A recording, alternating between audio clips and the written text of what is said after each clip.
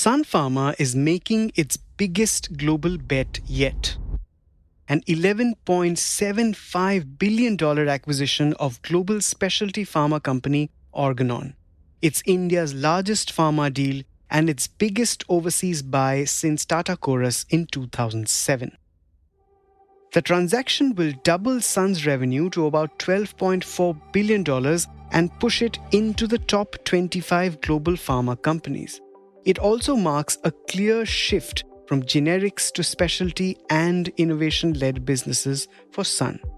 The deal is being financed through a mix of internal cash and committed bridge financing from global banks. Strategically, Organon adds women's health, biosimilars, and a large portfolio of established brands while expanding Sun's global footprint across developed and emerging markets. But it also saddles Sun with a highly indebted balance sheet that will need careful deleveraging.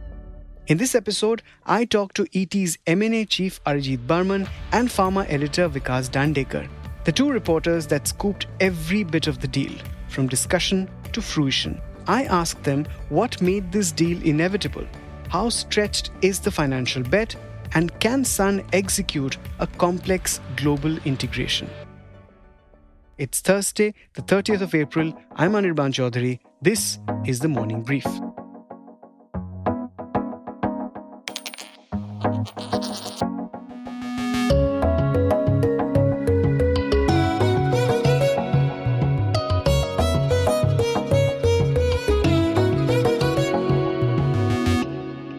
So, Arijit's newshound instincts first sniffed that there was something really serious brewing in January. So from January itself, we knew Sun was serious because it had shown all intention of playing hard, and it took time to do the diligence.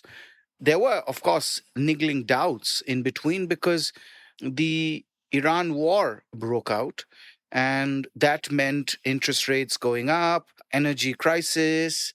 Just when people were settling in with the tariffs, there was another big blow to the global economy and uncertainty. And uncertainties do impact the flow of finance, capital raising, and this was a large transaction. So those were the doubts. But as we've always maintained, if there is one individual in the Indian pharma industry who can turn around complex situations, complex companies, that is Mr. Dilip Shanghvi, whether it's Taro, whether it's Ranbaxy in the past. He has a proven record. And so I guess that's what settled it.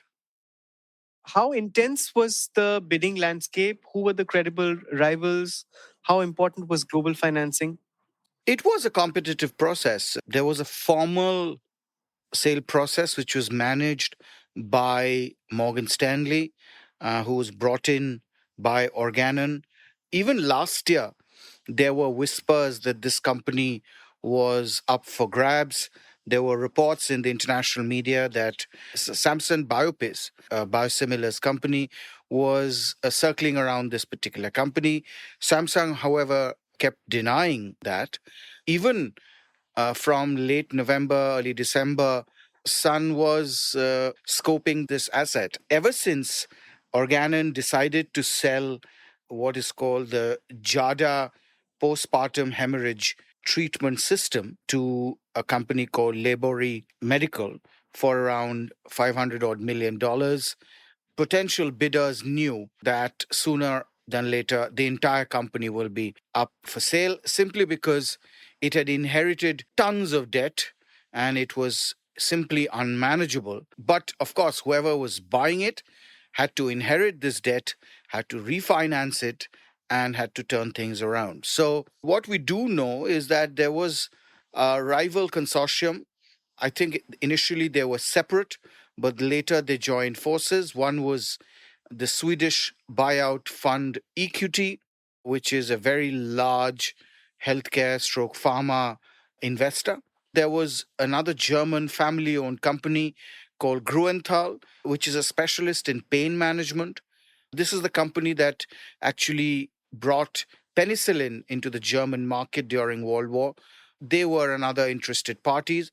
EQT and Gruenthal probably joined forces, but in the end, Sun's offer was better than the other, so they prevailed. Vikas, coming to you, now that the deal has happened, let's talk about synergies, challenges, and respective spaces. Now, for Sun, this would be a further push from generics to innovation, something, I mean, it's a pivot that it's already been making. But how does this deal in particular become a force multiplier in that respect? Right, great question. Most importantly, Anirban, Sun had already pivoted to innovative landscape with Right. Illumia, which is about 681 million it had last year in sales, which is about 5,700 plus crore, just one single brand.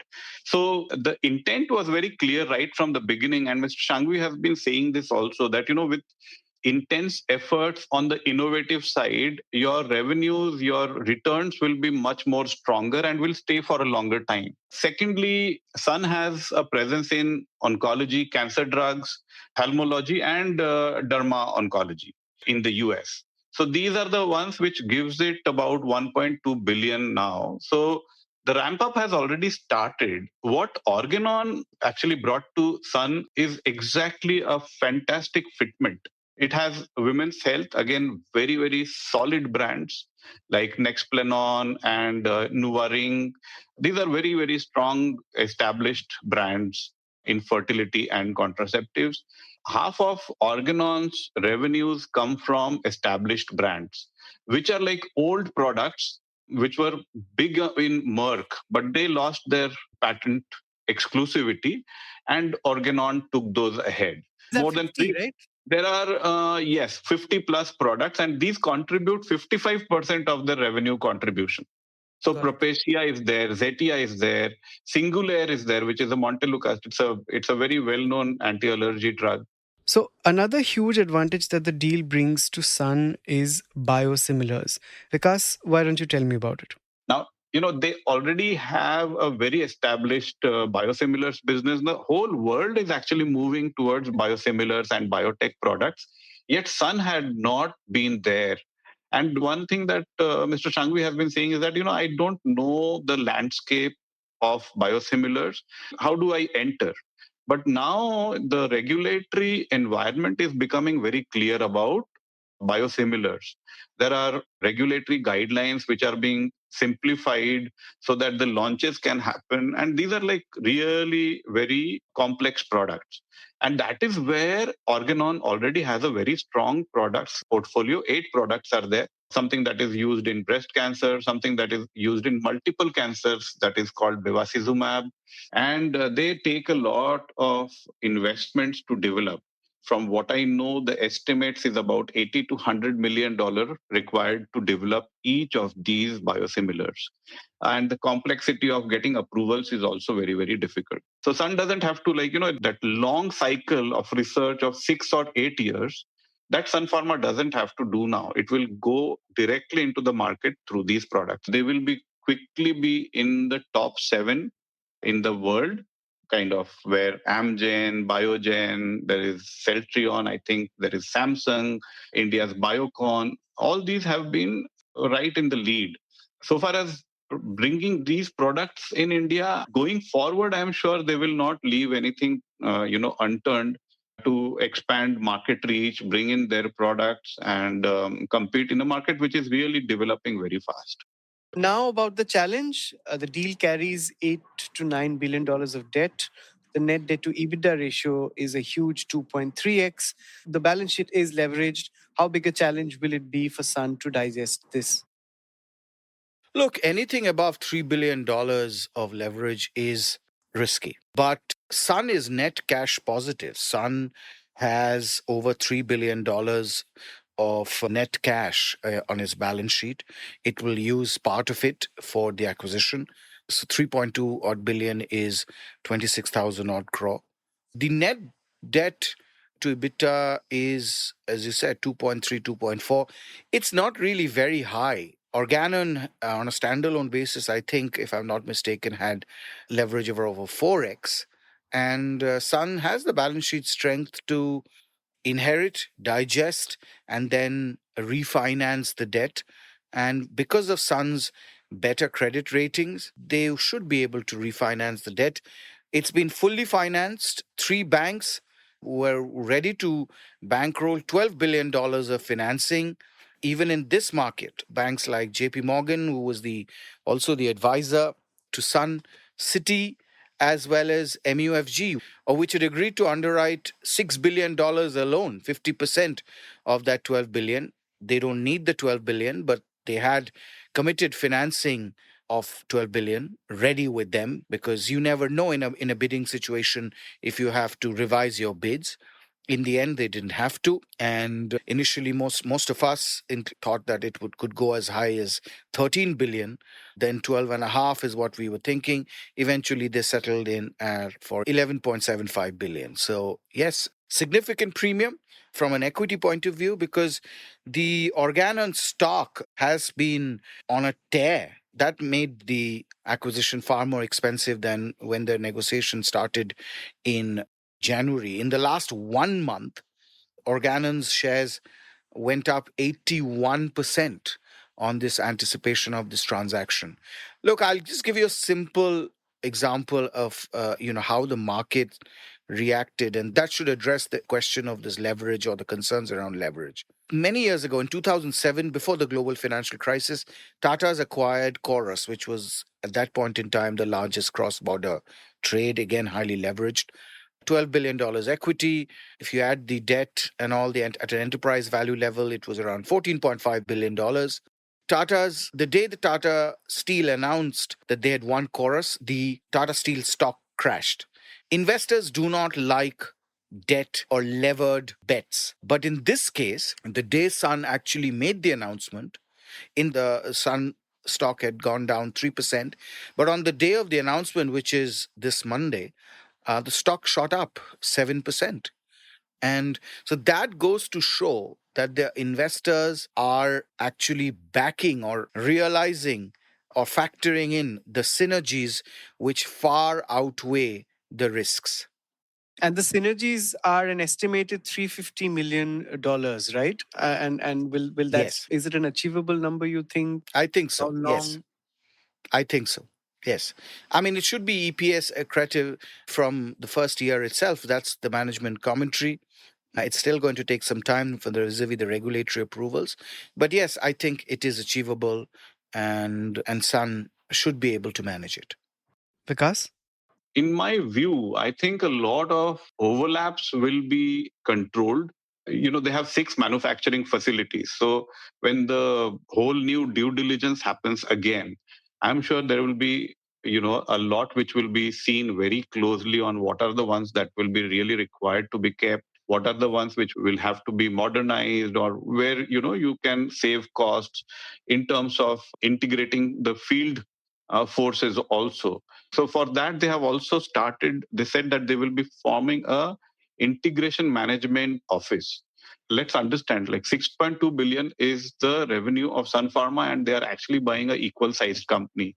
So it will require a lot of rigorous planning. The closure of the transaction itself is expected in early 2027, subject to closing conditions. But I think by that time, we will have a lot of clarity. As the days progress, we will probably be able to understand a lot more about what Sun wants to do with this company.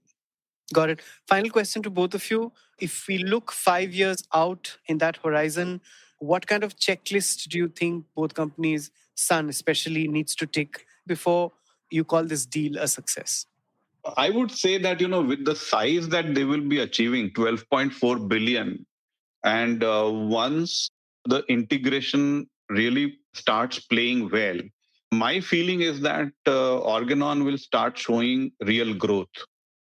What has not been going well for them is probably the strategies that is required to really grow these companies. They have excellent products. Even if they really touch about 10-12% growth, I think that's exactly what will be expected in the next 5 years. And the payback is also calculated in around the same time, about 3 to 5 years, is what people have been saying. Remember, this company was spawned out of Merck, which is MSD. And Dilip Shangvi has had long associations with Merck for a very, very long time. So he's well aware of this company and he's well aware of what he's buying. And which is also, I believe, one of the key comforts, which is that the board of Organon decided to go with him instead of the other, is that they know what it is capable of. There is a shared past. And so they're the best people to take this story forward for a much better, both financially and culturally positive future as well. Thank you so much, Arijit Vikas, for joining us. Thank you. Thank you. Great to be here. This is a defining moment for Indian pharma. A scale bet, a strategic pivot, and a test of execution. If Sun integrates well, it resets its global positioning. If not, the risks of leverage and complexity will surface quickly. As Vikas rightly said, the next few years will determine which way this story turns. That's it for today. You were listening to this episode on The Morning Brief. It was produced by me, sound designed by Rajas Naik. Keep listening to The Morning Brief wherever you get your podcasts. Stay tuned.